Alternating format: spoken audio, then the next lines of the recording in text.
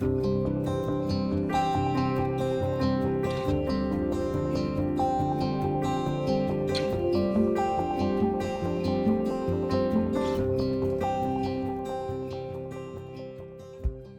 I don't believe in getting funding very early on. I believe growing it organically, getting it to a point where the business can actually sustain any sort of debt instrument. It really is interesting how, so we're taught that you can fund a business with debt and you can fund a business with equity, right? So investors contributing equity as well.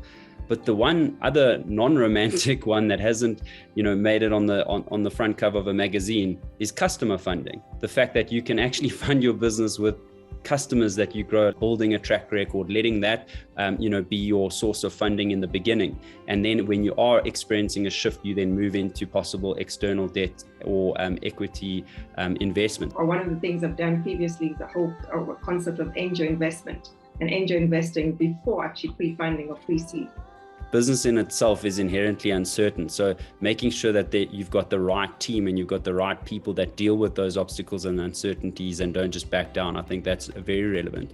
One of the things as a startup listening or as a business in the middle of a decision, go, no go, just ask yourself a question. Are your systems, your processes aligned for that growth? Do things manually in the beginning so that you understand what the actual process is end to end, and then start to not necessarily automate everything to enable you to scale, but automate 50%, automate 20%, because every little subsection of a process that you automate is going to allow you to do more with the same amount of effort. If you're going to go out there and look for equity or look for funding, you need to make sure that you find basic financial management is actually designed effectively. You need to make sure that actually you're running the business in a way that you would have an external auditor look in and say actually the business is sound. So position yourself for success in the processes that you put in place. And if it's a product that you've got, position yourself in a way that actually from a delivery point of view, you know where to access those customers, know your customer. Cash flow is king. So as we start businesses, you sometimes are worried too much about accessing the fund and making payments, and you are not pushing to collect what is owed to you. So cash is king. Don't forget your creditors.